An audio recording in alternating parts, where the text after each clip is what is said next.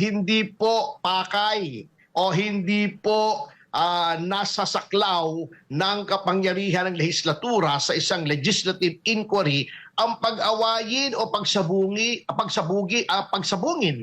or pag-away o i-confront yung isang resource person ng another resource person. Kaya nga po, buti na lang si Pangulong Duterte ay isang dating prosecutor, kaya nung sinasabi sa kanya, kino-confront siya with an affidavit, sinabi niya, hindi mo ako pwedeng tanungin dyan sapagkat hindi ko nababasa yung affidavit na yan. Hindi mo ako binigyan ng kopya ng affidavit na yan. How can I comment on an affidavit that I have not seen nor read? So, maling-mali po talaga. Talagang nagiging circus po itong Quadcom hearings at dapat po ito'y wakasan na. Sapagkat, sabi, sila na po mismo umamin. Sila po ay mayroon ng sinumiting panukalang batas tungkol sa EJK. Although walang kakwenta-kwenta, ay panukalang batas pa rin. Kapag ikaw ay nagsumiti na ng panukalang batas, tapos na ang trabaho mo with respect to that certain subject matter, which in this case is EJK. Kapag nagpadala po ba, attorney, ng imbitasyon, halimbawa itong isang komite ng Kamara kaugnay sa magiging pagdinig in aid of legislation, obligado ba sila na nakalagay doon sa sulat kung ano-ano mga panukalang batas yung kanila mga naiisip para at least prepare din itong kanilang magiging resource person kung ano yung mga inputs niya na maidadagdag doon sa pagpanday ng batas?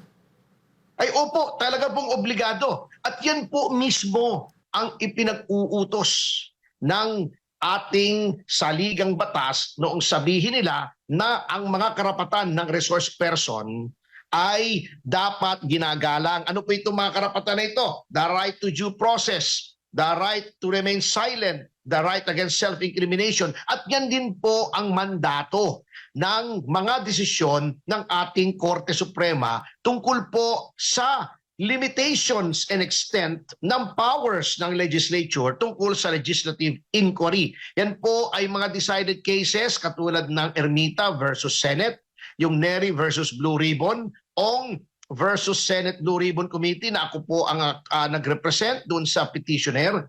Ibinigay po ang limitasyon.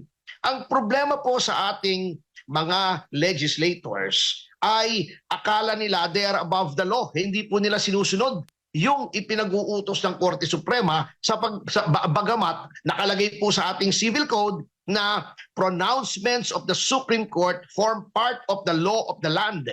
At noon po sila ay sumumpa sa kanilang katungkulan bilang mga miyembro ng Kongreso, sila po ay nanumpa to uphold and defend the Constitution and all the laws of the Republic. Yan po ang hindi nila sinusunod sa kagustuhan lamang nila na yung agenda nila, yung script nila, yung kanilang narrative ay yun ang maisulong.